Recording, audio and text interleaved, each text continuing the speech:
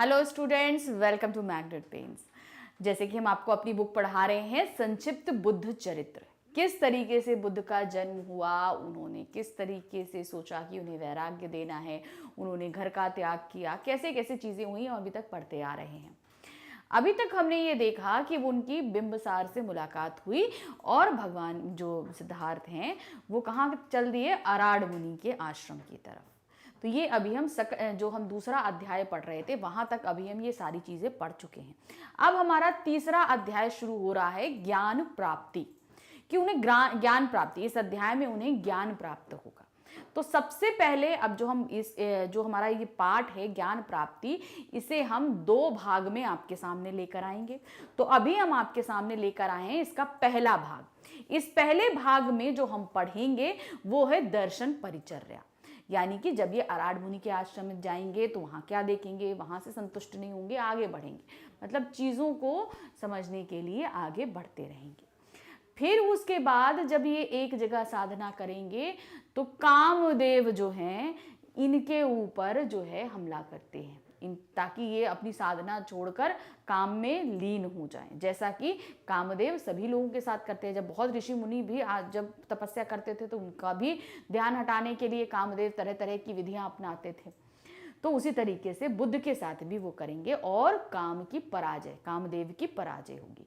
तो ये दो चीजें हम अपने इस भाग में पढ़ेंगे। तो चलिए शुरू करते हैं। सबसे पहले हम क्या देखेंगे, दर्शन परिचर्चा। तो यहाँ पर क्या है आपका, त्रिप्रिय अराड़ मुनि के आश्रम में राजकुमार सिद्धार्थ ने प्रवेश किया। त्रिप्रिय मतलब ब्रह्मा विष्णु महेश, इन तीनों के प्रिय कौन थे, अराड़ मुनि।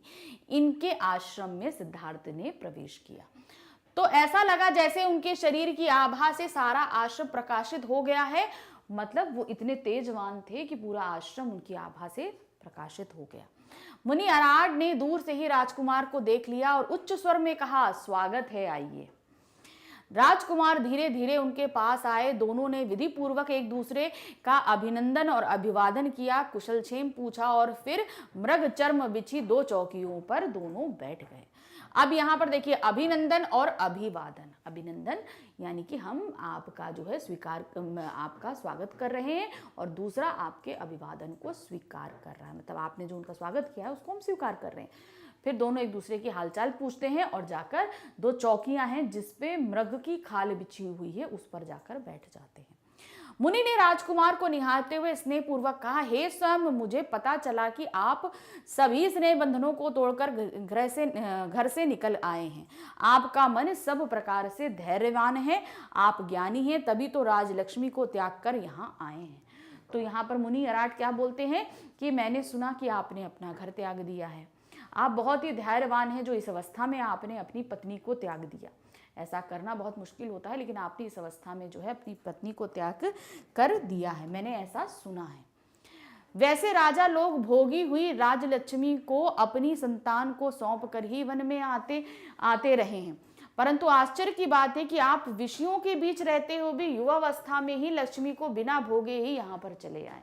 तो लक्ष्मी का भोगने का मतलब हम ताउम्र जब पत्नी के साथ रह जाते हैं और बूढ़े हो जाते हैं तब अपनी संतान को पत्नी के पास छोड़कर तब संन्यास ग्रहण करते हैं, मगर आपने तो युवावस्था में स्त्री का भोग भी नहीं किया और आप इसी अवस्था में स्त्री को छोड़कर चले आए। ये बहुत ही आश्चर्य की बात है। इस धर्म को जानने के लिए आप श्रेष्ठ पात्र हैं, मतलब आप धर्म का ज्ञान प्राप्त करना चाहते हैं तो आप एकदम सही हैं, क्योंकि आपने अपनी इंद्रियों पर जीत हासिल करी है। आप ज्ञान रूपी नौका पर सवार होकर दुख रूपी सागर को पार कीजिए, यानी कि आप ज्ञान को प्राप्त करिए और ये संसार जो दुख का सागर है उसको आप आराम से पार कर ले जाएंगे। यद्यपि शिष्य को अच्छी तरह जानकर ही उचित समय पर शास्त्र ज्ञान दिया जाता है, परंतु आपकी गंभीरता और संकल्प को देखकर मैं आपकी परीक्षा नहीं लूंगा। तो क्या होता है, जब कोई हम जैसे एडमिशन के लिए जाते हैं तो सबसे पहले वहाँ के लोग चेक करते हैं ना कि आपका ज्ञान कितना है। जब हमारा ज्ञान चेक हो जाता है तो हमें उसी हिसाब से उसी कक्षा में डाला जाता है। तो उसी तरह मुनि के आश्रम में भी जब कोई व्यक्ति जाता है तो पहले मुनि उनकी परीक्षा लेंगे, लेकिन यहाँ पर वो बोलते हैं कि हम आपकी परीक्षा नहीं लेंगे, क्योंकि हम आपका पहले ही धैर्य और संकल्प देख चुके हैं। आपने पहले आने से पहले ही इतना धैर्य के साथ ही सब कुछ त्याग कर दिया है, मतलब आप परीक्षा लेने योग्य नहीं है, आप उससे भी कहीं ज़्यादा है। अराड मुनि के ये शब्द सुनकर कुमार परिताजक अत्यंत प्रसन्न हुए, यानी कि जो कुमार सिद्धार्थ थे, इन्होंने सब कुछ त्यागा था, वो बहुत ज्यादा प्रसन्न हो जाते हैं। वे बोले, आप जैसे विरक्त की यह अनुकूलता देखकर मैं कृतार्थ हो गया, यानी कि आप जैसे विरक्त मतलब दूसरे लोगों से जो आप अलग मुनि हैं, मैं आपकी ये सारी देखकर बहुत ही ज्यादा गदगद हो गया हूं। जैसे देखने की इच्छा वाला प्रकाश को, यात्रा की इच्छा वाला पथ प्रदर्शक को और नदी पार जाने की इच्छा वाला नौका को देखता है, वैसे ही मैं आपको देख रहा हूं। यदि आप उचित समझे तो मुझे जरा और मृत्यु के रोग से मुक्त होने का उपाय बताइए। तो यहां पर सिद्धार्थ क्या बोलते हैं, सबसे पहले देखिए, जैसे कि देखने वाला इच्छा प्रकाश की करता है। अगर हम कोई चीज देखना या निहारना चाहते तो हम किसकी इच्छा करेंगे? अंधेरे में तो हम कुछ नहीं देख सकते, तो क्या होगा, हम उजाले का इंतजार करेंगे। तो जैसे हमें कोई चीज देखनी है तो हम किसका इंतजार कर रहे हैं? उजाले का इंतजार कर रहे हैं। उसी तरह यात्रा की अगर कोई इच्छा करता है तो पथ प्रदर्शक, यानी कि हमको रास्ता दिखाने वाला कोई हो, हम उसका इंतजार करते हैं। हमें वहां तक जाना, हमें रास्ता नहीं पता है तो हमें रास्ता दिखाने वाले का इंतजार रहता है। और नदी पार करने वाले को नौका की, अगर हमें एक इस नदी से उस पार जाना तो क्या होगा, हम नाव का इंतजार करेंगे। तो उसी तरीके से सिद्धार्थ किसी इच्छा कर रहे थे, मोक्ष प्राप्ति के ज्ञान की। तो इसीलिए वो सीधे बोलते हैं कि मैं जो यहाँ पर आया हूँ किसका ज्ञान प्राप्त करने के लिए, मैं चाहता हूँ कि मृत्यु और जरा से मुक्ति मिले। तो अगर आप इसके बारे में कुछ जानते हैं, जरा, मृत्यु और रोग से मुक्त होने के लिए, तो मुझे उपाय बताइए कि ऐसा कोई उपाय हो सकता है क्या। अराड मुनि ने कुमार से कहा, हे श्रोताओं में श्रेष्ठ, श्रोताओं मतलब सुनने वाले, श्रोता मतलब सुनने वाला, वक्ता मतलब बोलने वाला। तो यहां उन्होंने क्या बोला, श्रोताओं में श्रेष्ठ, यानी कि जो लोग सुनते हैं, आप बहुत ही ज्यादा ध्यान से सुनते हैं, तो आप सुनने वालों में सबसे अधिक उत्तम हैं। पहले आप हमारा सिद्धांत सुनिए और समझिए कि यह संसार जीवन और मृत्यु के चक्र के रूप में चलता रहता है। तो उन्होंने बोला, पहले हमें अगर इससे मुक्ति पानी है तो पहले इसके सिद्धांत को समझना होगा कि ये क्या है। सुनिए और समझिए कि ये संसार मृत्यु और जन्म के चक्र में बंधा हुआ है। जन्म होगा, मृत्यु होगी, मृत्यु होगा, जन्म होगा, ये चक्र चलता ही रहता है। हे मोह मुक्त, अब यहाँ पे उन्होंने फिर दूसरी उपाधि दी उनको, क्या, हे मोह मुक्त, यानी कि उन्होंने सारे मोह के बंधनों को तोड़ दिया था, छोड़कर आए थे, इसलिए उन्होंने फिर बड़ा अच्छा सा उपाधि देते बोला, हे मोह मुक्त, आलस्य, अंधकार, जन्म, मृत्यु, मोह, काम, महामोह और क्रोध तथा विषाद भी अंधकार है। तो उन्होंने क्या बोला, जिस तरीके से जन्म और मृत्यु को आप अंधकार समझ रहे हैं, उसी तरीके से आलस्य अंधकार है, जन्म मृत्यु मोह, मोह के कारण, मोह के ही कारण होता है। जन्म हमें प्यार है इसलिए, और मृत्यु हम उन बंधनों को तोड़ के जा रहे हैं इसलिए हो रहा है। काम महामोह है, और इंद्रियों को जो हम भोगने के लिए जिनका भी इस्तेमाल करते हैं वो सबसे बड़ा मोह है। और क्रोध तथा विषाद भी अंधकार है, ये हमें कहीं नहीं ले जाता, हमें ये अंधकार की तरफ ही लेके जाता है सब कुछ। इन्हीं पांचों को अविद्या कहते हैं, मतलब विद्या कहते हैं ज्ञान, लेकिन ये पांच चीजें क्या है, ये हमारे विद्या को नष्ट करती है, हमारी नॉलेज को नष्ट करती है।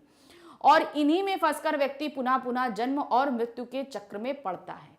मतलब इन्हीं सब चीजों को हम पाना और खोना के चक्कर में ही बार बार जन्म और मृत्यु के चक्र में फंसे ही रहते हैं। इस प्रकार आत्मा तत्वज्ञान प्राप्त कर आवागमन से मुक्त होती है। तो यहाँ पर उन्होंने बोला कि आत्मज्ञान क्या है, जो जिसका अगर हम मूल सूत्र जान जाएं तो हमारी आत्मा इन सब चक्रों से मुक्त हो जाएगी, मतलब हमें बार बार जन्म और मृत्यु नहीं लेनी पड़ेगी। और अक्षय प्रत अमृत को प्राप्त करता है। फिर क्या होगा, फिर वो हम पद जो प्राप्त करेंगे वो क्या होगा, अमृतत्व होगा।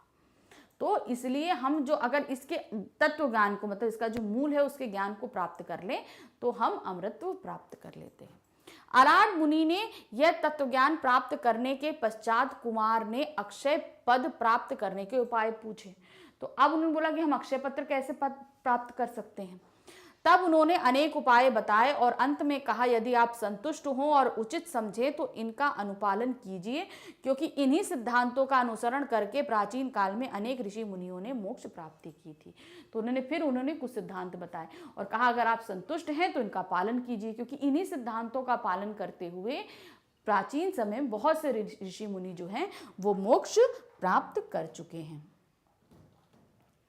अराड मुनि के प्रवचन सुनकर कुमार ने कहा, हे मुनि, मैंने आपसे उत्तरोत्तर कल्याणकारी मार्ग सुना। मतलब अभी तक मैंने सबसे उत्तम कल्याणकारी मार्ग आपसे सुना है। मतलब मैं पहले भी मिला हूं, लेकिन सबसे उत्तम अभी तक आपने बताया, किंतु मैं इसे मोक्ष नहीं मान सकता।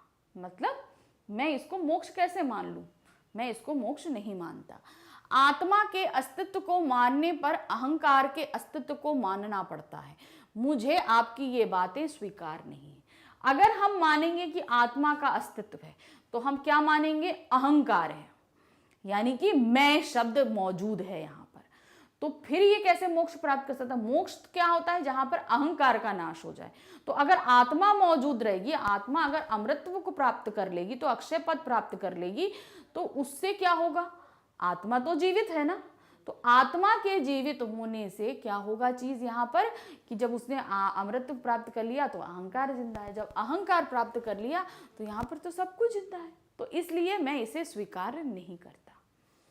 अराड मुनि के सिद्धांतों को सुनने के बाद भी कुमार को संतोष नहीं हुआ, अतः यह धर्म अधूरा है ऐसा मानकर वे आश्रम से निकल गए और अपने लक्ष्य की खोज में आगे बढ़ गए। मतलब अराड मुनि के सिद्धांतों से भी वो संतुष्ट नहीं हुए, और फिर क्या हुआ? फिर वो उनके आश्रम को छोड़कर अपने जो मोक्ष प्राप्ति का जो उनका लक्ष्य था उसको पाने के लिए उनके आश्रम से निकल के आगे की तरफ बढ़ गए। अराड मुनि के आश्रम से निकलकर कुमार उद्रक ऋषि के आश्रम में गए। वहां भी आत्मा की सत्ता के विचार जानकर उन्हें संतोष नहीं हुआ। मतलब आत्मा ने एक सत्ता कायम करी हुई है। जब ये विचार उन्होंने सुना तो उनको भी वहां पे भी संतुष्टि नहीं हुई उद्रक मुनि के आश्रम में। अतः परम पद पाने की इच्छा से उन्होंने उद्रक ऋषि का आश्रम भी छोड़ दिया और धीरे धीरे वो राजश्री गए के नगरीय नामक आश्रम में पहुंचे। अब वो कहां पहुंचे? राजश्री गए मुनि थे, उनका नाम था, उनका आश्रम था नगरीय, तो वो वहां पर पहुंचे। कुछ समय के बाद बोधिसत्व कुमार को एकांत विहार की इच्छा हुई। वहां पहुंचे तो फिर अब उन्होंने बोला एकांत विहार का मतलब क्या है? अकेले में रहना चाहते हैं। अब वो किसी का साथ नहीं चाहते। मतलब हम एक से एक आश्रम में ढूंढ रहे थे, लेकिन अब उन्होंने क्या बोला कि अब मैं एकांत में रहना चाहता हूं, तो वो वहां चले गए। इसलिए उन्होंने नयरंजना नदी के तट पर निवास किया। अब वो कहाँ गए? एक नदी थी नयरंजना, उसके तट पर वो पहुंच गए। वहां उन्होंने 5 भिक्षुओं को देखा जिन्होंने अपनी इंद्रियों को वश में कर लिया था और वहीं रहकर तपस्या कर रहे थे। उन भिक्षुओं ने जब इस नवागत साधु को देखा तो वे उसके निकट आए और उनकी सेवा करने लगे। तो वहां पर जब नयरंजना तट पे सिद्धार्थ पहुंचे तो उन्होंने देखा 5 साधु जो हैं वो तपस्या कर रहे हैं। इन्होंने क्या? अपनी इंद्रियों को वश में कर लिया था, जीत लिया था। मतलब हम जैसा चाहेंगे हमारी इंद्रियां वैसे कार्य करेंगी। तो वो जब इन्होंने सिद्धार्थ को आते देखा 5 ऋषियों ने, तो क्या हुआ? वो भाई उससे बड़े प्रभावित हुए। नवागत साधु था, मतलब नया नया साधु बना था। कौन? सिद्धार्थ नए नए साधु बने थे। तो वो आए और उनकी सेवा करने लगे। कौन सेवा करने लगे? 5 ऋषि सिद्धार्थ की सेवा करने लगे। कुछ समय के बाद जन्म और मृत्यु का अंत करने के उपाय के रूप में बोधिसत्व ने निराहार रहकर कठोर तप प्रारंभ किया। तो अब उन्होंने क्या किया कि अब वो जन्म और मृत्यु से परे जाने पर चाहते थे, तो उन्होंने तपस्या कैसी करनी शुरू करी? यहाँ पर उन्होंने तपस्या करी निराहार। मतलब अब हम कुछ नहीं खाएंगे पिएंगे और तब हम तपस्या। जैसे अब हम लोगों ने पहले भी सुना हुआ है कि पहले के ऋषि मुनि वर्षों बगैर कुछ खाए पिए जो है तपस्या करते थे। तो यही होता था इंद्रियों को जीतने का कार्य। जब इंद्रियां हम जीत लेते हैं तो हम क्या होते हैं? किसी भी चीज हमको ना मिले तो भी हम जीवित रह सकते हैं। वहां उन्होंने 6 वर्षों तक कठोर तप किया। कितने वर्ष किया? 6 वर्ष कठोर तप किया और अनेक उपवास और व्रत भी किए। कठोर तपस्या के कारण वह कुशकाय हो गए। मतलब कुश मतलब होता है घास का तिनका। तो अब वो क्या है? इतना कठोर तप किया तो कुशकाय मतलब उनका शरीर एकदम घास के तिनके की तरह दुबला पतला हो गया। वे भोजन के रूप में कभी एक बेर खाते, कभी एक तिल, कभी एक तंडुल यानी कि चावल का सेवन करते। मतलब कभी एक एक चीज, चावल का एक टुकड़े में क्या पेट भरेगा, तो कभी सिर्फ एक चावल खा लेते, कभी एक तिल खा लेते, कभी एक बेर खा लेते। तो वो एक एक से कहीं कुछ पेट भरता है, लेकिन वो सिर्फ कठोर तपस्या के कारण वो एक एक चीज खाते थे। इस कठोर तपस्या के कारण जैसे जैसे उनका शरीर कृश होता जाता, उनके मुखमंडल का तेज बढ़ता जाता। तो इस कठोर तपस्या के कारण उनका शरीर तो कमजोर हो रहा था, मगर उनके मुखमंडल का तेज जो है वो बढ़ता जा रहा था। मतलब उनके मुख का जो तेज था, इतनी आभा उनकी खूब ज्यादा बढ़ती जा रही थी। मेदा, मांस और रक्त से रहित और मात्र त्वचा और अस्थि वाला उनका शरीर फिर भी समुद्र के समान हरा भरा सा लगता था।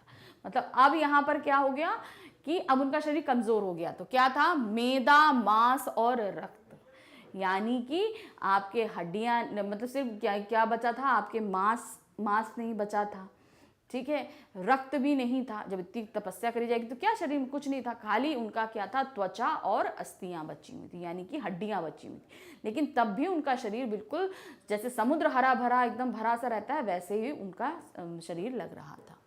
कुछ समय के बाद उन्हें ऐसा लगने लगा कि इस प्रकार की कठोर तपस्या से व्यर्थ ही शरीर को कष्ट होता है। अगर उन्हें फिर इतना तपस्या करने के बाद उन्हें लगा कि हम ऐसी जो तपस्या कर रहे हैं इससे तो हम फालतू में अपने शरीर को कष्ट दे रहे हैं, हमें प्राप्त तो कुछ हो ही नहीं रहा है। तो फिर यह तापस धर्म ना वैराग्य दे पाता है, ना बोध, ना मुक्ति। तो ये जो तपस्या हम कर रहे हैं ना, ये हमें वैराग्य दे रहा है, ना ये हमको बोध यानी कि हमें ज्ञान दे पा रहा है, और ना ही हमें इस सब चीजों से मुक्ति दिला पा रहा है। मतलब ये तपस्या हमें कुछ कर ही नहीं रही, बस हम तपस्या करते जा रहे हैं, हमें कुछ मिल तो रहा ही नहीं है। जो हम चाह रहे हैं, हम चाहना क्या चाह रहे थे? वो मोक्ष पाना चाह रहे थे, ज्ञान प्राप्त करना चाह रहे थे, मुझे कुछ मिल ही नहीं रहा था। तो उन्होंने बोला ये तपस्या ऐसी नहीं है। उन्हें ऐसी अनुभूति हुई कि दुर्बल व्यक्ति को मोक्ष नहीं मिल सकता। फिर उन्हें ऐसा अनुभव होने लगा कि अगर व्यक्ति शारीरिक रूप से कमजोर है तो उसे मोक्ष की प्राप्ति नहीं होगी।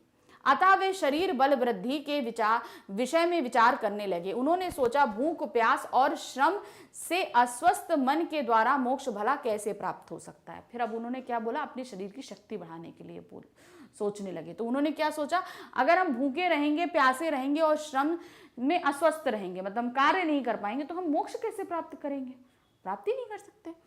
उन्हें लगा कि आहार तृप्ति से ही मानसिक शक्ति मिलती है, स्थिर और प्रसन्न मन से ही समाधि पा सकते हैं, तथा समाधि युक्त चित्त वाला व्यक्ति ही ध्यान योग कर सकता है। ध्यान योग से सिद्ध हो जाने के बाद साधक उस धर्म को प्राप्त कर सकता है जिससे उसे दुर्बल, शांत, अजर, अमर पद प्राप्त होगा। तो अब देखिए ये सब चीजें कैसे आपस में कनेक्टेड है, हम आपको बता रहे हैं यहां से। उन्हें लगा कि आहार तृप्ति यानी खाना खाने से जब हमारा पेट भरता है तो हमें मन की शक्ति मिलती है। तो हम जरा पेट भरता है तो हमारा मन भी संतुष्ट होता है, शक्तिवान होता है, कुछ सोचने लायक बनता है। स्थिर और प्रसन्न मन ही समाधि पा सकता है। जब हमारा मन होगा, स्थिर होगा, प्रसन्न होगा, तभी हम समाधि में बैठ सकते हैं, यानी कि हम साधना कर सकते हैं। कि मतलब हम अगर प्रभु का जाप करेंगे, भूख लगी रहेगी तो ध्यान तो कहाँ लगा है? भूख में लगा हुआ है, हमारा ध्यान प्रभु में तो लग ही नहीं रहा है। तो क्या होगा? जब तक हमारा पेट नहीं भरा होगा तब तक हमारा मन भी स्थिर नहीं होगा और हम जो है भगवान की साधना नहीं कर पाएंगे। समाधि युक्त चित्त वाला व्यक्ति ही ध्यान के योग होता है। अगर हम समाधि ले सकते हैं, मगर हम ध्यान लगा सकते हैं, तभी हम ध्यान को कर या रोग से मुक्ति पा सकते हैं। ध्यान योग से सिद्ध हो जाने के बाद साधक उस धर्म को प्राप्त कर सकता है। हम समाधि लगाएंगे, ध्यान लगाएंगे, तो जो हम प्राप्त करना चाह रहे हैं हम तभी तो प्राप्त कर पाएंगे, यानी कि हम मोक्ष प्राप्त करें तभी तो हम कर पाएंगे। तो उन्होंने बोला जिससे उसे दुर्बल, शांत, अजर, अमर प्राप्त होगा। तो फिर जो हमें ध्यान से जो चीज प्राप्त होगी वो अजर, अमर, मतलब कभी बूढ़ा नहीं होगा, अमर रहेगा, कभी मरेगा नहीं, दुर्बल नहीं होगा। हमें जो पद प्राप्त होगा वो वैसा होगा। उन्हें लगा कि मुक्ति का उपाय आहार पर ही आधारित है, अतः उन्होंने भोजन करने की इच्छा की। यानी कि अब उन्हें क्या हुआ? भूख लगी, अब वो खाना खाना चाहते थे। कठोर तपचर्या से बोधिस्थ अत्यंत कुशकाय और दुर्बल हो गए थे। फिर भी वे धीरे धीरे नैरंजना नदी की तट की ओर गए, स्नान किया और तट के वृक्षों की शाखाओं को सहारा लेकर ऊपर आए। तो अब इस तपस्या के कारण उनका शरीर बहुत दुर्बल हो गया था, मतलब ताकत नहीं बची थी। तो वो तब भी जो है धीरे धीरे नैरंजना नदी पर गए, उन्होंने स्नान किया और धीरे से वृक्षों का सहारा लेकर वो तट के बाहर निकले। उसी समय निकट ही रहने वाले गोपराज की कन्या नंदबाला प्रसन्नता पूर्वक वहां आई। गोपराज मतलब आपकी वहां की जो बोलते हैं ना गायें जो होती हैं, उनके वहां पे रक्षा करने वाले जो होते हैं, उनकी कन्या जो थी वो वहां पर आई। क्या नाम था उसका? नंदबाला।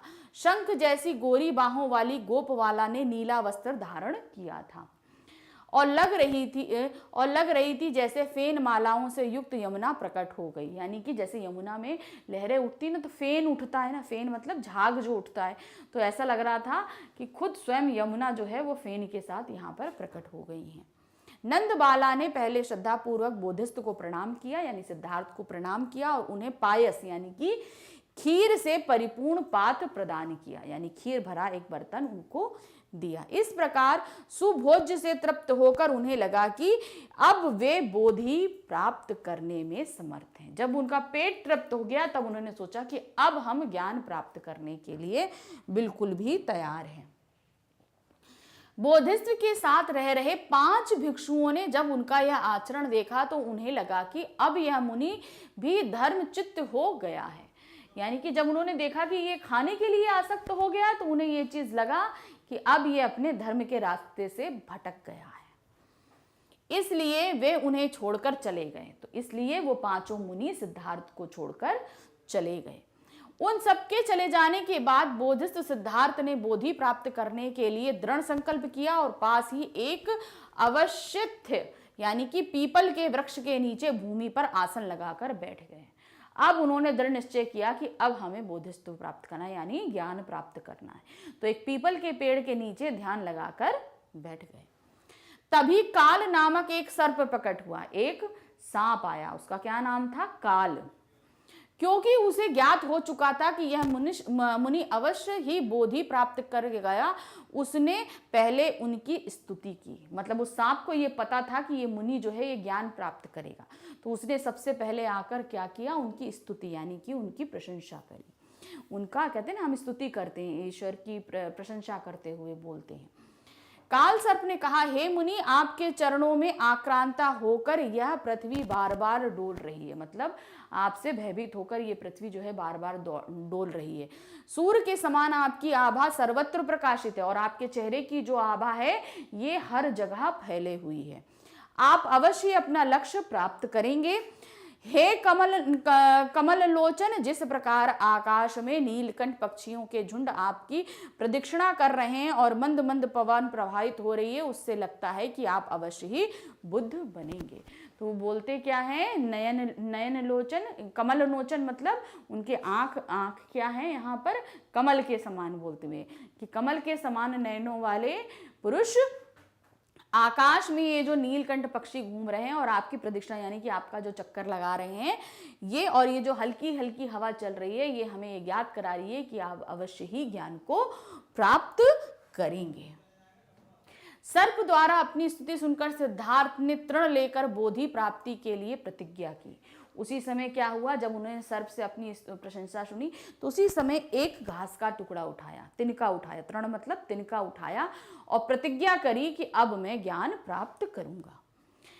वे महावृक्ष के नीचे बैठ गए। उन्होंने निश्चय किया, जब तक मैं कृतार्थ नहीं हो जाता इस आसन से नहीं उठूंगा।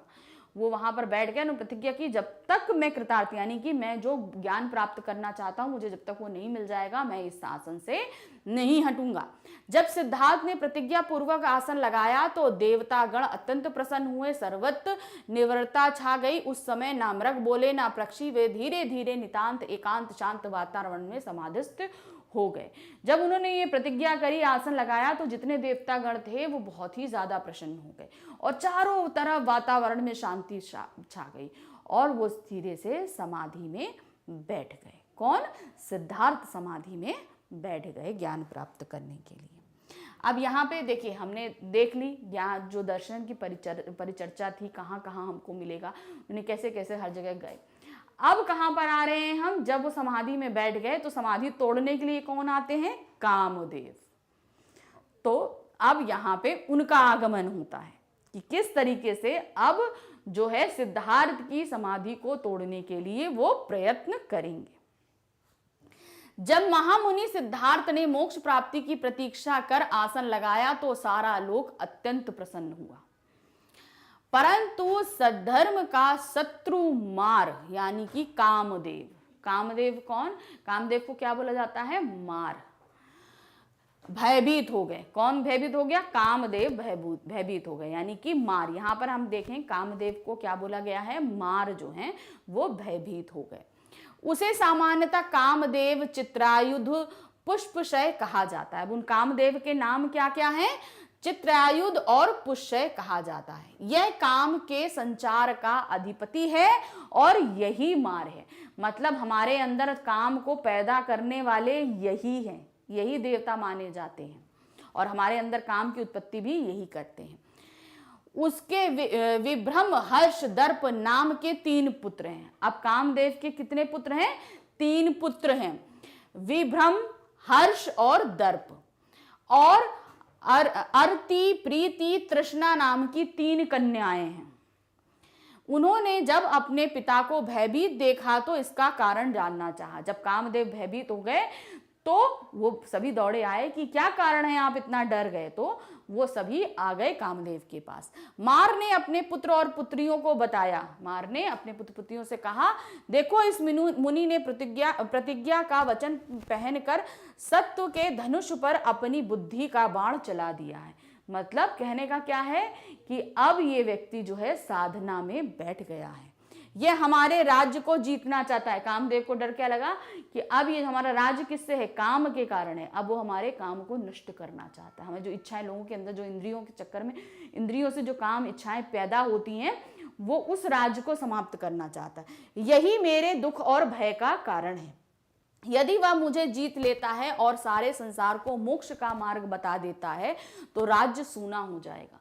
अगर ये ज्ञान प्राप्त कर लेगा और सारे संसार को मोक्ष का मार्ग दिखा देगा तो सभी काम से विरक्त हो जाएंगे और हमारा राज्य क्या होगा? सूना हो जाएगा। कोई काम करेगा ही नहीं, मतलब कोई भी किसी भी चीज की इच्छा नहीं करेगा, लालसा नहीं करेगा, मोह नहीं करेगा।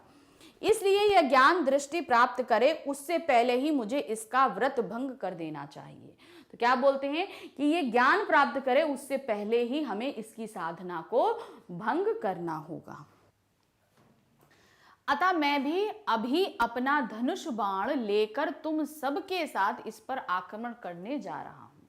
तो क्या बोलते हैं मार कि मैं अभी अपना धनुष बाण लेकर आता हूं और मैं इस पर वार करता हूं। यहाँ धनुष बाण का मतलब ये नहीं था कि उनको मार देना है, कहने का मतलब भंग करने का मतलब है कि जब वो बाण चलाते हैं, कामदेव जब बाण चलाते हैं तो लोग जो हैं वो इंद्रियां जो हैं उनकी बहुत ज्यादा जागृत हो जाती हैं, हर एक चीज की इच्छा होने लगती है।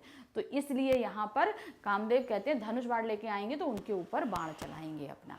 इस प्रकार सारी स्थिति समझकर मार अपने पुत्र पुत्रियों को साथ लेकर उसी अश्वत्थ वृक्ष के पास आ गया। कहाँ पर आ गए? पुत्र पुत्री को लेकर उसी पीपल के वृक्ष के पास जहां पर सिद्धार्थ समाधि लगाकर बैठे थे, जहां महामुनि समाधि लगाकर विराजमान थे। उसने पहले महामुनि को ललकारा और फिर बाण हाथ में लेकर कहा। पहले तो वो आया और बहुत जोर से मुनि को ललकारा और हाथ में बाण लिया और बोला, हे मृत्यु से डरने वाले क्षत्रिय, उठो, अपने क्षत्रिय धर्म का आचरण करो, मोक्ष का संकल्प छोड़ो, शास्त्रों और यज्ञों से लोक जीतकर इंद्र पद प्राप्त करो, नहीं तो मैं अपना बाण छोड़ दूंगा। तो यहाँ ललकारते क्या है कि तुम उठो, तुम जो हो क्षत्रिय वंश का पालन करो, अर्थात तो तुम युद्ध करने वाले वंश से हो, तुम उठो और युद्ध करो, तुम ये मोक्ष की प्राप्ति तुम मत करो और शास्त्रों और यज्ञों करके जो है इंद्र के पद को प्राप्त करो, ना कि तुम मोक्ष की प्राप्ति के लिए छोड़ो, नहीं तो मैं तुम उठ जाओ, नहीं तो मैं अपना बाण तुम पर चला दूंगा।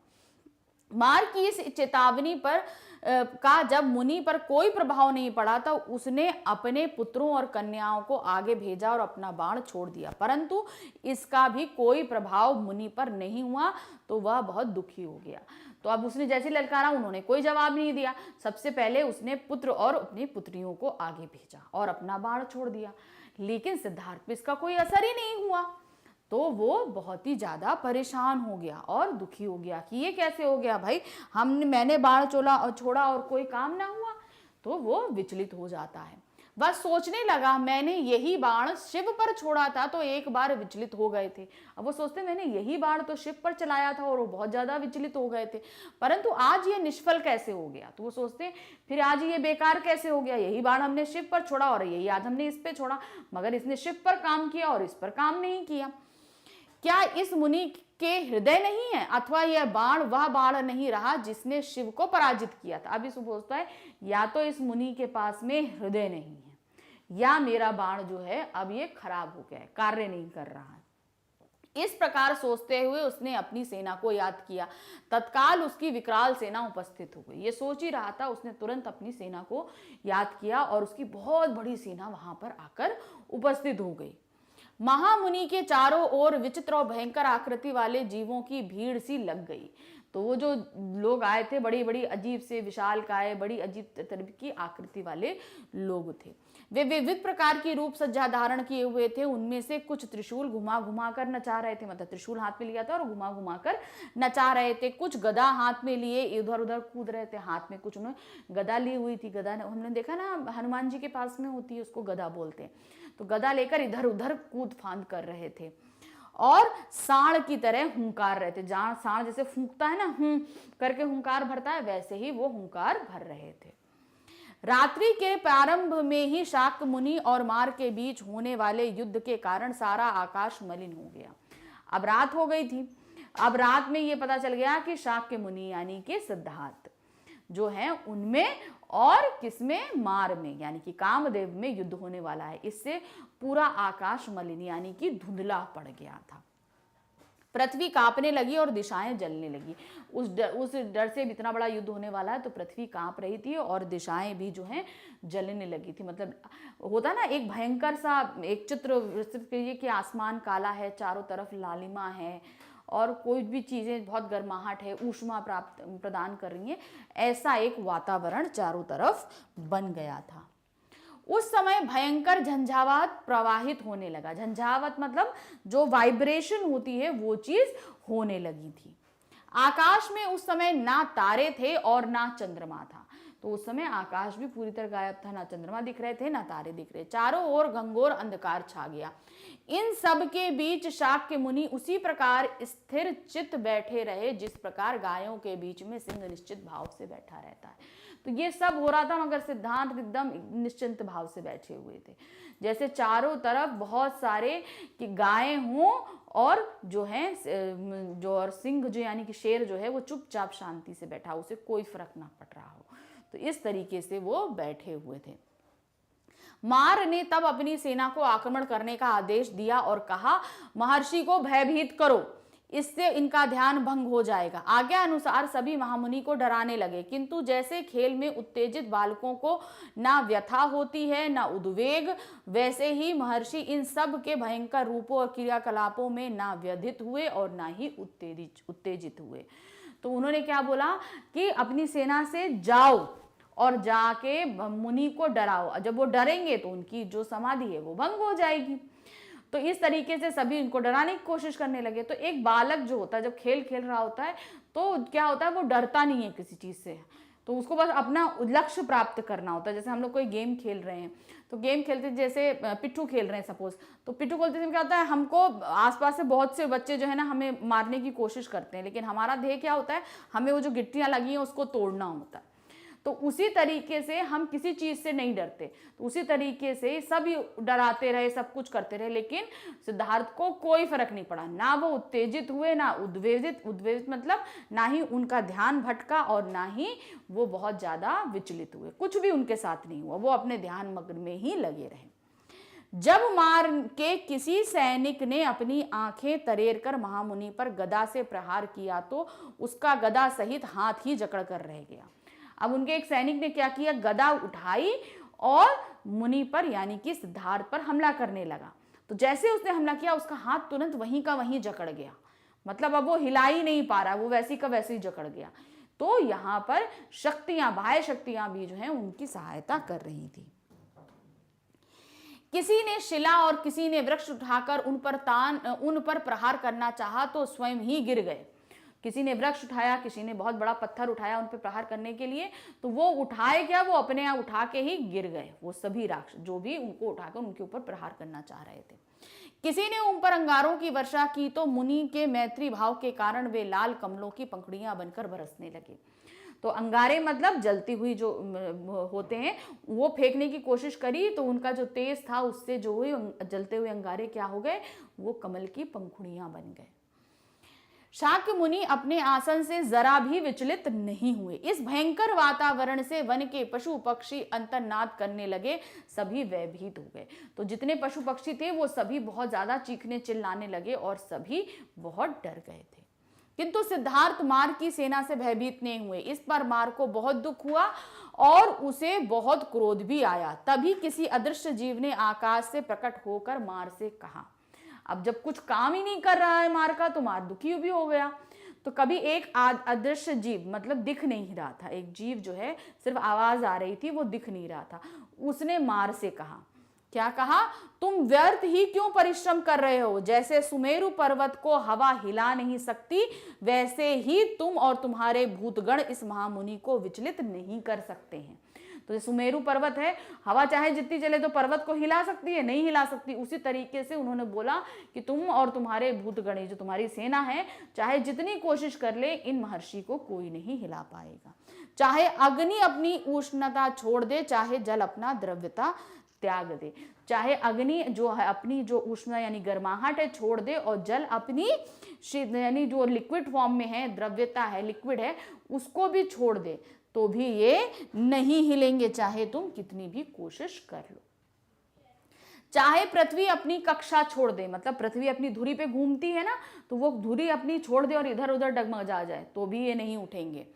लेकिन अपने पूर्व जनों के पुण्य प्रताप से यह मुनि अपना ही निश्चय छोड़ेंगे। मतलब ये अपने पूर्व जनों के प्रताप से जब ये चाहेंगे तभी ही अपना ये निश्चय छोड़ेंगे, नहीं तो नहीं छोड़ेंगे, चाहे तुम कुछ भी कर लो। यह मुनि शारीरिक और मानसिक रोगों से पीड़ित सारे जगत का महावैद्य है। तो मतलब जो मन से और शरीर से जो पीड़ित लोग हैं, उनके लिए ये व्यक्ति महावैद्य बन के आया। ये ऋषि महावैद्य, वैद्य मतलब डॉक्टरों का भी डॉक्टर जिसको बोलेंगे, वो महावैद्य है। तुम इसके कार्य में विघ्न ना डालो, तुम इसके कार्य में किसी भी तरह की बाधा को पैदा नहीं करो। जो ये करना चाह रहे हैं इन्हें करने दो। उस अदृश्य जीव ने आगे कहा, देखो, क्षमा रूपी जटा, धैर्य रूपी दृढ़मूल, चरित्र रूपी पुष्प, बुद्धि रूपी शाखा और धर्म रूपी फल देने वाला यह वृक्ष उखाड़ने योग्य नहीं है। वृक्ष किसको बोला है, ध्यान दीजिएगा, वृक्ष बोला है सिद्धार्थ को, क्योंकि अब वो जम चुके हैं, उनको कोई नहीं उड़ा सकता। जैसे बहुत विशालकाय वृक्ष होता है, उसको कोई आसानी से हिला नहीं सकता ना, तो उसी तरीके से यहाँ पर उस अदृश्य शक्ति ने सिद्धार्थ को क्या बोला है, वृक्ष बोला है। अब कैसे सिमिलर किया है, अब ये देखिए, क्षमा रूपी जटा, यानी कि जटाएं जो होती हैं, उनकी जो जटाएं हैं वो कैसी है, क्षमा के समान है। जो है ना पेड़ के साथ हम कितना भी करें वो हमेशा हमको क्षमा प्रदान करता रहता है। तो वही उन्होंने बोला, जैसे पेड़ हमें क्षमा प्रदान करता है, वैसे इनकी जटाएं हैं। धैर्य रूपी दृढ़मूल, और इनका जो धैर्य है वो पेड़ की जड़ के समान है, मतलब एकदम दृढ़ मजबूत। चरित्र रूपी पुष्प, और इनका चरित्र कैसा है, फूल के समान है। इनकी बुद्धि रूपी शाखा है, और इनकी बुद्धियां जो हैं वो शाखा के समान है, हर दिशा में फैली हुई हैं, सब कुछ देख रही हैं, सब कुछ जान रही हैं। धर्म रूपी फल देने वाला यह वृक्ष, और ये वृक्ष क्या है, जो फल देता है। जैसे वृक्ष हमें फल देता है, वैसे ही ये हमें धर्म प्रदान करेंगे। तो बोधि प्राप्ति के लिए जो कार्य पहले इन्होंने किए हैं, उनकी सिद्धि का समय अब आ गया है। तो ज्ञान प्राप्त करने के लिए जो अभी तक कर्म करते आए हैं, अब उसको पूर्ण होने का समय आ गया है। यह स्थान भी वही है जहां प्राचीन काल में अनेक मुनियों ने साधना की थी। ये वही स्थान है जहां पर पहले बहुत से ऋषि मुनि साधना करते हुए आए हैं। यह स्थान भूतल की नाभि है, यानी कि जैसे हमारे शरीर का केंद्र भाग हमारी नाभि होती है, उसी तरीके से ये जो भाग है ये पूरी धरती का केंद्र है, नाभि है, यहीं से हमारा जन्म होता है। ऐसी श्रेष्ठ भूमि पृथ्वी पर अनंत नहीं है। मतलब ये जो इतनी अच्छी, इतनी उत्तम भूमि जो है, पूरी पृथ्वी पर कहीं पर नहीं है जो यहाँ पर है। जो इस महामुनि की समाधि के वेग को सह ले। तो इस महामुनि की जो समाधि है वो इतनी प्रताप वाली है कि उसको सहने के लिए भी तो भूमि का मजबूत होना जरूरी है। तो ये भूमि वैसी ही है जो इनके आए हुए वेग, जैसे कि समुद्र का जो पानी आता है उसको वेग कर उसके जो तेजी को सह ले, भार को सह ले, ऐसी ये भूमि है। इसलिए हे मार, तुम व्यर्थ परिश्रम मत करो, जाओ शोक मत करो और शांति प्राप्त करो। तो क्या बोलते हैं मार से कि तुम यहां से चले जाओ, शांति प्राप्त करो, व्यर्थ का परिश्रम नहीं करो, यहां पर तुम्हारा कोई फायदा नहीं होगा। अपने सभी प्रयत्नों को विफल होते देखकर इस अदृश्य जीव की ये बातें सुनकर मार अत्यंत खिन्न हो गया। खिन्न मतलब वो बहुत ज्यादा अपसेट हो गया।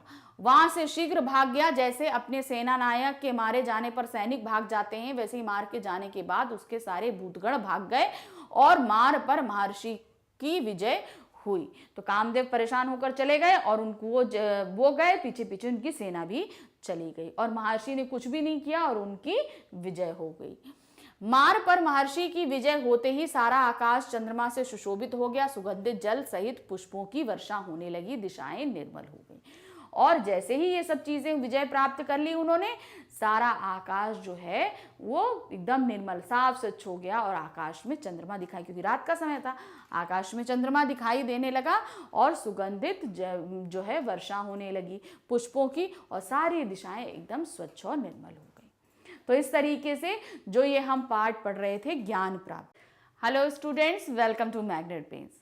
जैसे कि हम अपनी बुक पढ़ रहे हैं संक्षिप्त बुद्ध चरित्र और इसका तीसरा अध्याय हमने शुरू कर दिया था। हमने आपको बताया था इसका तीसरा अध्याय हम दो भाग में आपके सामने लेकर उपस्थित होंगे। तो पहला भाग हमने आपको पढ़ाया था कि कैसे उन्होंने परिचर्चा करी, कि कैसे उन्हें चीज़ें चाहिए धर्म के ऊपर सारी परिचर्चा करी। फिर उसके बाद वो आसन लगाकर बैठ के प्राप्त करने के लिए, तब मार की पराजय हुई। मार मतलब कामदेव ने उनके ऊपर आक्रमण किया और उसकी पराजय हो गई और सिद्धार्थ की विजय हुई। अब क्या है, इनको ज्ञान की प्राप्ति हो जाएगी। किसको? सिद्धार्थ को ज्ञान की प्राप्ति हो जाएगी। अब हमारा जो दूसरा भाग हम देखने जा रहे हैं उसमें हम इनकी ज्ञान प्राप्ति और इस पाठ से संबंधित प्रश्नोत्तर देखेंगे। चलिए पढ़ना शुरू करते हैं। तो टॉपिक हमारा क्या होगा? बुद्धत्व प्राप्ति। मार और मार की सेना को धैर्य से पराजित करके शाक्य मुनि ने परम तत्वों को जानने की इच्छा से ध्यान लगाया। अब मार यानी कि कामदेव और उसकी पूरी सेना पराजित हो गई। अब शाक्य मुनि हमारे कौन है? सिद्धार्थ यानी कि महात्मा बुद्ध। तो इन्होंने जो है ना बहुत ही ध्यान लगाया, यानी कि किसका? परम तत्वों को जानने की कोशिश की, सारे तत्वों को ध्यान लगाना शुरू किया। ध्यान की समस्त विधियों पर पूरा अधिकार प्राप्त करने के बाद रात्रि के प्रथम पहर में उन्होंने अपने पूर्व जन्मों की परंपरा का स्मरण किया। पहले प्रहर में जो उनके पूर्व जन्म थे उनकी परंपराओं के बारे में जानना शुरू किया। मैं कहाँ कहाँ कब कब अवतीर्ण हुआ, मतलब उन्होंने ध्यान लगाया तो मैं किस जन्म में कहाँ पैदा हुआ, कहाँ कहाँ रहा, ये सारी चीजें उन्होंने जाननी शुरू करी। इस प्रकार उन्होंने सहस्त्र जन्मों का प्रत्यक्ष स्मरण किया, मतलब उन्होंने अपने हजारों जन्मों का सारी चीजें याद कर ली। अपने उन अवतारों में उन्होंने जो दया कर्म किए थे और जिस प्रकार मृत्यु प्राप्त की थी उन सब का प्रत्यय स्मरण किया। तो उन्होंने जो जो कार्य किए थे और किस किस तरीके से उन्होंने मृत्यु प्राप्त करी थी, ये सारी चीजें उन्हें याद आ गई थी। उन्हें अनुभूति हुई कि यह सारा संसार केले के गर्भ के समान नितांत निस्सार है। तो उन्होंने देखा कि ये जो सारा संसार है, या उनको ये इस चीज का एहसास हुआ कि ये जो सारा संसार है जो केले का गर्भ होता है, यानी कि केला जहां से पैदा होता है उसमें कोई टेस्ट नहीं होता ज्यादा, तो निस्सार होता है, यानी कि उसके अंदर कोई भी तरह का रस नहीं होता, ये उस तरीके से है। द्वितीय पहर में उस महामुनि ने दिव्य चक्षु प्राप्त किए, मतलब अब रात्रि का जो दूसरा पहर आया उसमें दिव्य चक्षु यानी कि जो एक चीजों को देखने के लिए जो दूसरा ही एक नयन प्राप्त होता है, वो दिव्य यानी कि बहुत ही महान एक नेत्र को प्राप्त किया। उन्होंने नीच ऊंच कर्म करने वाले प्राणियों के उत्थान पतन का प्रत्यक्ष अनुभव किया, जिससे उनकी दयालुता और बढ़ गई। तो उन्होंने सारे प्राणी, जितने भी अच्छा काम करना बुरा काम करने वाले जितने लोग होते हैं, उनके बारे में पूरी तरीके से अनुभव प्राप्त किया और वो और ज्यादा दयालु हो गए। पहले से तो दयालु थे मगर और ज्यादा दयालु हो गए। वो उन्होंने पाप कर्म करने वालों की नारकीय वेदना और पीड़ा का अनुभव कर दुख का साक्षात्कार किया। तो यानी जो लोग बुरा करते हैं, बुरे कर्म करते हैं, तो उन्हें किस तरह की नरकीय यानी कि बहुत ही बुरी वेदना, बहुत ही बुरी तकलीफ सहनी पड़ती है, उस पीड़ा का भी उन्होंने अनुभव किया। ठीक है। और पूरी तरह उन्होंने देखा कि कर्म बंधनों से, यानी उन्होंने फिर महसूस किया कि जो कर्म है, जो कार्य हम कर रहे हैं, वो बंधनों से बंधे हुए हैं, यानी कि कहीं ना कहीं एक दूसरे से बंधे हुए प्राणी किस प्रकार दुख भोगते हैं। मतलब इन्हीं बंधनों से हम बंधे रहते हैं, पाप करते जाते हैं और दुख को भोगते जाते हैं, पर मर नहीं पाते। और जब मरते हैं तो कैसे ये प्राणी निम्न योनि में पुनः जन्म ग्रहण कर दुख भोगते हैं। तो जो गलत कार्य करते हैं वो ऐसे दुख भोगते हैं, वो मर नहीं पाते और इसी संसार में रहकर वो बुरे से बुरी यात्रा को झेलते हैं। और जब वो मरते हैं तो निम्न योनि में जन्म लेते हैं, मतलब जैसे कीड़े मकोड़े, ऐसे जिनको अच्छा जीवन प्राप्त नहीं होता, ये ऐसी योनि में जन्म लेते हैं। उन्होंने अनुभव किया कि संसार में छोटे बड़े सभी जीव भूख और प्यास जनित दुखों से पीड़ित हैं, यानी कि भूख और प्यास से जितने भी दुख होते हैं वो सभी प्राणियों को घेरे हुए हैं, चाहे मनुष्य हो चाहे पशु हो, सभी को वो घेर के रखे हैं।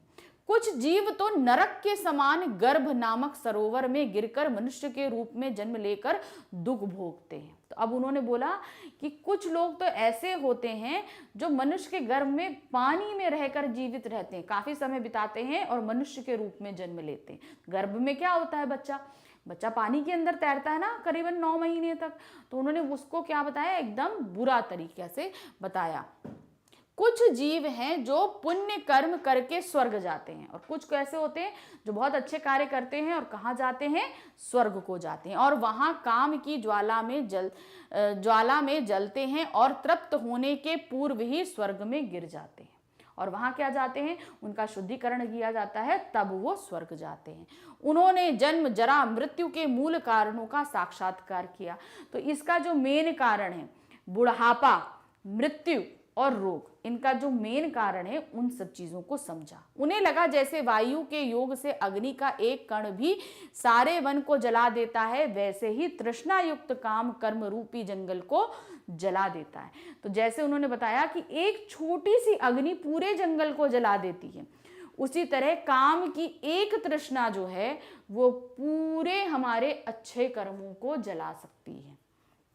उन्होंने ध्यान में समझा कि तृष्णा का मूल कारण वेदना है, यानी कि हमारे अंदर जो इच्छाएं, प्यास जो जागती है हर चीज को पाने के लिए, ये क्या है, संवेदना, वेदना या संवेदना, यानी हम कोई चीज को पाने की बहुत इच्छा, हमको मिल जाए तो बहुत अच्छी, वो जो इच्छा होती है, वो चीज लालसा जिसको हम बोलते हैं, जो इंद्रियों, वस्तुओं और मन के संयोग से उत्पन्न होती है। इंद्रियां यानी कि हमारी जो ये इंद्रियां हैं, ये वस्तु यानी जिसको पाने की हम इच्छा कर रहे हैं, और मन हमें ये सब चीजें करने के लिए बाधित करता है, मतलब पूरी तरीके से प्रेशराइज करता है कि हमको ये करना है। तो ये सारी चीजें कि पैदा करती हैं किसको, तृष्णा, यानी कि मेन प्यास को हमें पैदा करती हैं। उन्हें बोध हुआ कि अविद्या के नष्ट होने पर ही संसार क्षीण होता है, यानी कि जब हमारी जो विद्या होती है वो नष्ट हो जाती है, तब संसार एकदम बेकार हो जाता है और परम पद का मार्ग प्रशस्त होता है, और तब हमें परम चीज मिलती है। मतलब हमारी जो अज्ञान है, जब हम ये हमारा मिट जाता है तो संसार कुछ नहीं रहता। संसार में क्या है, मोह है, माया है, सब कुछ है। और जब हमारा अज्ञान मिट जाएगा तो संसार एकदम क्षीण, मतलब छोटा सा हो जाएगा, यानी कि हमारे अंदर का सारा मोह मिट गया, और तब हमें क्या प्राप्त होगा, परम पद। तो परम पद की प्राप्त करने पर ही मोक्ष की प्राप्ति होती है, मतलब सबसे उच्च पद प्राप्त होगा। उन्हें प्रतीत हुआ कि उन्हें अब पूर्ण मार्ग का ज्ञान हो गया। अब उन्हें ये चीज कैसा हो गया कि हमें पूरा ज्ञान प्राप्त हो गया है। रात्रि के चतुर्थ पहर में जब सारा चराचर जगत शांत था, महाध्यानी मुनि ने अविनाशी पद प्राप्त किया और वे सर्वत्र बुद्ध हो गए। चतुर्थ पहर में उन्होंने ज्ञान प्राप्त कर लिया और वो सर्वत्र अमर हो गए। जैसे ही शाक्य मुनि बुद्ध हुए, सारी दिशाएं सिद्ध और दीप्त हो गई। जैसे उन्हें बुद्धत्व की यानी कि उन्हें ज्ञान प्राप्त हुआ, सारी दिशाएं जगमगाने लगी, आकाश में दुदुम्बी बजने लगी। दुदुम्बी मतलब होता है ना, आप लोगों ने टीवी वगैरह में देखा होगा, युद्ध से पहले एक बहुत बड़ा सा तुरतु तुतु करके आवाज के साथ एक बिगुल बजता है, उसको दुदुम्बी बोलते हैं। तो वो दुदुम्बी टाइप की आकाश में बजने लगी। बिना बादल के बरसात, बादल नहीं थे लेकिन बरसात होने लगी। मंद मंद हवा प्रवाहित, धीरे धीरे हवा चलने लगी। वृक्षों के फल फूल बरसने लगे, वृक्षों के सारे फूल और फल जो हैं वो बरसने लगे। स्वर्ग से पुष्प वर्षा होने लगी, चारों ओर धर्म छा गया। स्वर्ग से भी जो है फूल वर्षित होने लगे और चारों तरफ धर्म ही धर्म, शांति ही शांति छा गई। इक्ष्वाकु वंश के मुनि ने सिद्धि प्राप्त कर ली और वे बुद्ध हो गए।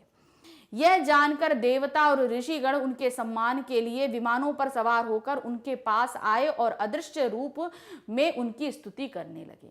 तो जब इन लोगों को पता चला कि उन्होंने बुद्धित्व प्राप्त कर लिया है, तो सभी देवतागण अपने विमान पे बैठ के आए और अदृश्य मतलब किसी को नहीं दिखाई दे रहे थे और सभी उनकी स्तुति यानी कि उनकी प्रशंसा कर रहे थे। ध्यानावस्थित होकर महात्मा बुद्ध ने जीवन मरण के कार्य कारण संबंधों को भली भांति जान लिया। तो मतलब वो ध्यान होकर उन महात्मा ने जीवन और मरण के जितने भी कारण के संबंध हैं, जो भी कारण होते हैं, उन सभी को जान लिया था और मुक्ति प्राप्त कर ली थी। मतलब किससे मुक्ति प्राप्त करी थी? मरण, जरा, रोग, इन सभी से उन्होंने मुक्ति प्राप्त कर ली थी। इस मुक्तावस्था में वे 7 दिनों तक बैठे रहे। अब जब उन्होंने जैसी प्राप्त कर ली तो वो 7 दिनों तक उसी अवस्था में बैठे रहे। तभी उन्हें जगत को बोध प्रदान करने की अपनी प्रतिज्ञा का स्मरण हुआ। तभी उन्हें याद आया कि मैंने ये भी प्रतिज्ञा करी थी कि जब मुझे ज्ञान प्राप्त हो जाएगा तो मैं जगत में ये ज्ञान बांटूंगा। तो ये चीज उनको याद आ गई। तभी 2 देवता आए और उन्होंने निवेदन किया। तब 2 देवता उनके सामने आए और उनसे आग्रह मतलब उनसे रिक्वेस्ट किया। निवेदन मतलब उनसे रिक्वेस्ट करने लगे, हे भवसागर को पार करने वाले मुनि, आप इस दुखित जगत का उद्धार कीजिए। जैसे धनी धन बांटता है वैसे ही आप अपने गुण और ज्ञान को बांटिए। तो उन्होंने बोला कि जो है जैसे धनी व्यक्ति अपना धन बांटकर सबको तृप्त करता है, सबके दुखों को हरता है, उसी तरह आपने जो ज्ञान प्राप्त किया है इस ज्ञान को भी आप लोगों में बांटिए। महात्मा बुद्ध ने देवताओं की प्रार्थना स्वीकार कर ली। उन्होंने उनकी प्रार्थना एक्सेप्ट कर ली कि ठीक है मैं ऐसा करूंगा। तभी अन्य दिशाओं से देवतागण आए और उन्होंने महामुनि को भिक्षा पात्र दिया। बहुत सारे जो हैं लोग आए, क्योंकि वो भिक्षुक बन गए थे, तो वहां से आए बहुत देवतागण और उनको भिक्षा का पात्र दिया। मतलब भिक्षा मांगने का जो बर्तन होता है वो उनको दिया। निकट से जाने वाले एक सार्थवाह के 2 श्रेष्ठियों ने उन्हें भिक्षा प्रदान की। तो मतलब बगल के रास्ते से 2 बहुत ही श्रेष्ठ मुनि जा रहे थे, उन्होंने इनको क्या दी? भिक्षा दी, यानी कि कुछ दान में दिया। तब उन्होंने अराड और उद्रक का स्मरण किया। सबसे पहले उन्होंने किसका याद आया? क्योंकि वो अराड और उद्रक के पास गए थे सबसे पहले, तो उनका स्मरण आया कि हम उनको चलो सबसे पहले जो है इनका दीक्षा का दान देते हैं, मतलब अपना चीजें बांटते हैं। परंतु तब तक तो वो दिवंगत हो चुके थे। जब तक दिवंगत मतलब उनकी मृत्यु, अराड मुनि और उद्रक ऋषि की जो है वो मृत्यु हो चुकी थी। अतः उन्होंने उपदेश देने के लिए उन 5 भिक्षुओं का स्मरण किया जो उन्हें तप से भ्रष्ट मानकर छोड़कर चले गए थे। तो याद है नौरंजना नदी के किनारे जो 5 मुनि मिले थे जिनके साथ बैठ के उन्होंने तपस्या की थी, तो क्या हुआ था? उन्होंने सोचा चलो अब उन 5 मुनियों के पास चलते हैं, क्योंकि 5 मुनि इनको छोड़कर चले गए थे इसलिए क्योंकि उन्होंने इनको भ्रष्ट मान लिया था कि अब ये जो है अपने मार्ग से भटक चुके हैं। तो उन्होंने सोचा कि चलो उन मुनियों को सबसे पहले हम दीक्षा देते हैं। इस तरह संसार के अज्ञान रूपी अंधकार को मिटाने के लिए महात्मा बुद्ध ने काशी जाने की इच्छा करी। तो वो 5 मुनि कहाँ थे? काशी में थे। तो वो वहां जाने की उन्होंने सोच ली कि अब हम वहां काशी जाएंगे और उन 5 मुनियों से मिलेंगे। वे अपने आसन से उठे, उन्होंने अपने शरीर को इधर उधर घुमाया और बोधि वृक्ष की ओर प्रेम से देखा। वो उठे वहां से और भाई इतने टाइम से बैठे थे तो हाथ कहते ना हाथ पैर सीधे करना, तो उन्होंने घुमाया और बहुत ही प्यार से जिस वृक्ष के नीचे उन्होंने ज्ञान प्राप्त किया था बोधि वृक्ष, उसको बहुत ध्यान से देखा। तो इस तरीके से जो हम पाठ पढ़ रहे थे ज्ञान प्राप्ति, वो यहाँ पर हमारा समाप्त हुआ। अब इससे रिलेटेड क्वेश्चन आंसर हमारे पास में आएंगे। इस पार्ट में आपके सामने जो क्वेश्चन आंसर हैं वो क्या कह रहे हैं। अराड मुनि ने अविद्या किसे कहा था? उन्होंने अविद्या किसको बोला था? आलस्य, जीवन, मरण, महामोह, ये सब चीजें बताई थी। तो यही हमें लिखनी है। क्या दिया था? अराड मुनि ने के अनुसार आलस्य, जन्म, मृत्यु, काम, क्रोध और विषाद को अविद्या कहते हैं। उनके अनुसार क्या कहते हैं, यहाँ पे हमें अपनी बात नहीं लिखनी, उन्होंने जो चीजें बोली थी हमें वो लिखनी है। कठोर तपस्या में लगे सिद्धार्थ ने किस कारण भोजन करने का निर्णय किया। उन्होंने क्या कारण था, उन्होंने कहा दुर्बल शरीर जो है वो क्या है, साधना में नहीं बैठ पाएगा, योग नहीं कर पाएगा, समाधि नहीं ले पाएगा। जब समाधि नहीं ले पाएगा तो ज्ञान नहीं प्राप्त कर पाएगा, तो ये और मोक्ष नहीं प्राप्त कर पाएगा, योग साधना नहीं, क्योंकि उसका ध्यान तो कहाँ लगा रहेगा, भूख पर लगा रहेगा। तो इसीलिए उन्होंने खाने की इच्छा करी थी। तो सिद्धार्थ को लगा कि दुर्बल व्यक्ति को मोक्ष नहीं मिल सकता। उन्हें लगा कि भूख मिटाने से ही मानसिक शक्ति मिल सकती है। मानसिक मतलब मन की शक्ति। मन एकाग्र कब होगा, जब हमारा पेट तृप्त होगा। अगर हम भूखे रहेंगे तो हम किसी चीज में मन नहीं लगा सकते, हमें समाज खाना ही खाना सोचता रहेगा। तो वही चीज उन्होंने बोला, जो भूखा व्यक्ति होता है वो मानसिक शक्ति प्राप्त नहीं कर सकता। स्थिर और प्रसन्न मन से समाधि मिल सकती है, और समाधि से ही ध्यान योग सिद्ध हो सकता है। इसलिए सिद्धार्थ ने भोजन करने का निर्णय किया। उन्होंने सोच लिया कि अब हम भोजन करेंगे।